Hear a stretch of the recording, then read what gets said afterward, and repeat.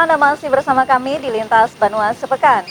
Pemko Banjarmasin memperpanjang masa sosialisasi Perwali nomor 60 tahun 2020 tentang pedoman pelaksanaan dan penegakan hukum protokol kesehatan pada masa pandemi COVID-19. Perpanjangan hingga akhir Agustus ini dilakukan menyusul masih adanya revisi Perwali tersebut. Sementara itu, Ketua Komisi 4 DPRD Kota Banjarmasin, Matnur Ali, berpendapat bukan permasalahan denda yang disoroti, namun ingin menekankan masyarakat untuk menerapkan protokol kesehatan termasuk kedisiplinan taat terhadap aturan. Sosialisasi peraturan wali kota Perwali nomor 60 tahun 2020 tentang pedoman pelaksanaan dan penegakan hukum protokol kesehatan pada masa pandemi COVID-19 sejatinya sudah berakhir 20 Agustus kemarin. Sesuai rencana hari Jumat 21 Agustus, penerapan sanksi berupa denda 100.000 bagi warga yang tidak memakai masker resmi diberlakukan sebagai langkah terakhir. Namun lantaran adanya revisi pada Perwali tersebut, tindakan tegas itu terpaksa harus ditunda dan masa sosialisasi kembali diperpanjang hingga akhir bulan Agustus ini. Mahli Riyadi memastikan penerapan Perwali akan mulai berlaku efektif pada 1 September mendatang. Sehingga Perwali nomor 60 ini harus kita revisi dan kita sesuaikan. Nah, ini penyesuaian yang baru ini tentu harus kita sosialisasikan kembali kepada warga Kota Banjarmasin. Dengan demikian kita memperpanjang masa sosialisasi sampai dengan akhir bulan Agustus ini, sehingga Perwali dengan perubahan yang baru ini akan efektif diberlakukan terhitung tanggal 1 September 2020. Melalui perpanjangan sosialisasi ini, Mahli berharap masyarakat semakin paham dan mengerti akan aturan tersebut jika nantinya harus diterapkan. Sebelumnya, sosialisasi Perwali ini telah dilakukan Pemko Banjarmasin bersama aparat TNI Polri dan Satpol PP serta BPBD selama lebih kurang 2 pekan, terhitung tanggal 6 hingga 20 Agustus lalu. Mohail, Banjar TV.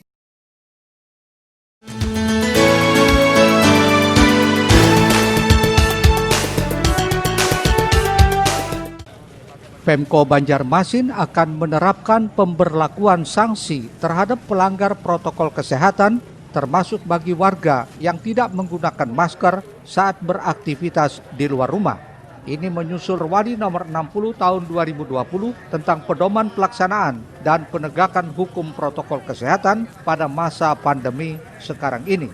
Mengingat di dalamnya terdapat sanksi bagi yang kedapatan melakukan pelanggaran, mulai dari sanksi sosial sampai denda berupa uang maksimal Rp100.000.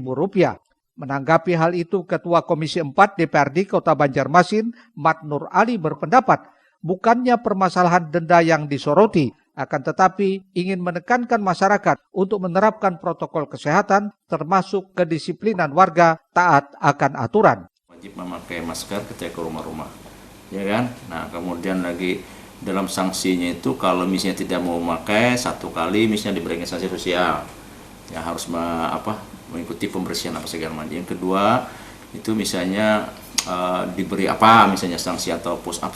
Dan yang ketiga sampai dengan di dalam Perwali itu pasal nomor 12 sampai dengan sanksi denda itu sampai beberapa kali itu dikalikan mereka dikasih denda 100.000.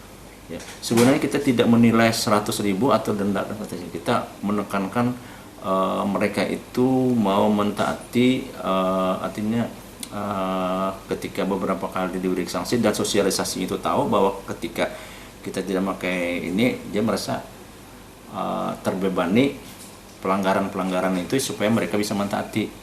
Ya, kita tidak menginginkan mengejar hasil uang dendanya itu masuk ke APBD, tidak. Kita menginginkan mudah-mudahan dendanya tidak banyak, sanksi hukum, sanksi sosial tidak banyak, artinya mereka banyak mentaati seperti itu. Nah, mudah-mudahan masyarakat juga bisa mentaati dengan adanya Perwali itu. Nah, selama ini sampai dengan bulan September pertengahan kalau tidak salah masih sosialisasi. Setelah itu akan diberlakukan. Pemberian sanksi denda ini tidak serta-merta langsung dengan membayar uang, akan tetapi ada beberapa tahapan sebelumnya seperti berupa sanksi sosial dengan melaksanakan pass up atau lainnya. Risna, Banjar TV. Di samping itu pemirsa, Pemko Banjarmasin terus melakukan sosialisasi peraturan tentang penegakan hukum protokol kesehatan COVID-19. Kali ini menggandeng ratusan pemuda di Kota Banjarmasin. Sementara itu guna mendukung program Gebrak Masker dari Kementerian Dalam Negeri RI, Ketua Tim Penggerak PKK Kota Banjarmasin Siti Wasila melakukan pembagian masker gratis di sejumlah titik. Salah satunya di kawasan Kubah Basiri, Banjarmasin Barat. Pemko Banjarmasin kembali melakukan sosialisasi penegakan hukum protokol kesehatan dengan menggandeng ratusan pemuda di Kota Banjarmasin. Kegiatan bersama tim gugus tugas yang dikemas dalam seminar bertajuk Gerakan Generasi Muda Melawan COVID-19 berlangsung di salah satu hotel di Banjarmasin. Wali Kota Ibnu Sina saat ditemui awak media menyatakan kegiatan ini adalah pernyataan atau gerakan bersama untuk melawan COVID-19 dan memutus mata rantai penyebarannya. Taat dan patuh pada protokol kesehatan. Selalu menggunakan masker. Setiap kali berada di luar rumah. Meskipun penegakan hukum ini sebelumnya sudah dilakukan oleh tim gugus tugas dan warga Kota Banjarmasin, namun tidak ada salahnya di momentum kemerdekaan ini mengajak para perwakilan pemuda dari berbagai organisasi di Banjarmasin untuk kembali melakukan sosialisasi dan mendukung program ini. Apalagi masih banyak juga masyarakat yang belum sepenuhnya mengetahui tentang aturan ini. Kemerdekaan, sehingga generasi muda Kota Banjarmasin membuat semacam pernyataan gerakan untuk melawan COVID-19 bersama-sama yang selama ini juga sudah dilaksanakan oleh tim gugus tugas, oleh warga kota, dan juga oleh semua pihak. Nah, makanya momentum ini sayang untuk dilewatkan, sehingga kami berharap dari 100 orang pemuda dari berbagai macam perwakilan, ada dari KNPI, ada Karang Taruna, ada Saka Bakti Husada Pramuka, kemudian ada kelompok milenial, Patriot Pariwisata, kemudian juga ada dari Nah, makanya kami berharap dari teman-teman generasi muda ini juga mendukung program ini. Sosialisasi dulu sesuai dengan arahan Pak Kapolda saat itu juga. Untuk itu, melalui sosialisasi bersama ini, harapannya semakin sedikit orang yang melanggar ketika aturan penegakan hukum protokol kesehatan dijalankan. Sesuai peraturan Wali Kota nomor 60 tahun 2020, bagi masyarakat yang melanggar protokol kesehatan seperti tidak menggunakan masker di tempat umum akan dikenakan sanksi atau denda sebesar Rp100.000. Muhail, Banjar TV.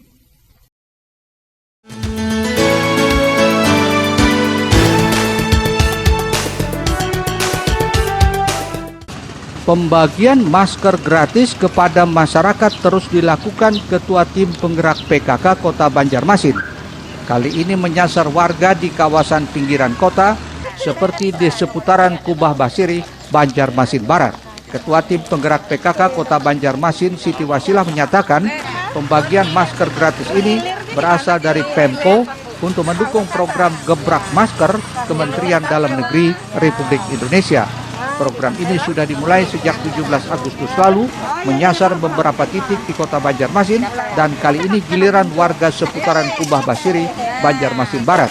Adapun jumlah yang dibagikan sekitar 300 masker untuk 150 kepala keluarga, dan satu kepala keluarga mendapatkan 2 masker.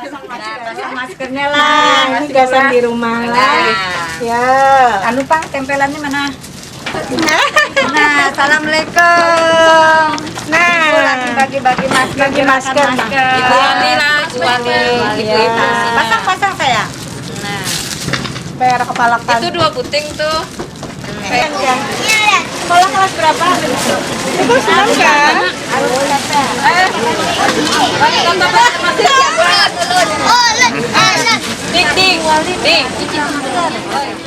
Kegiatan pembagian masker gratis ini, lanjut istri wali kota, bukan yang pertama kali dilakukan sejak mewabahnya virus corona di Kota Banjarmasin.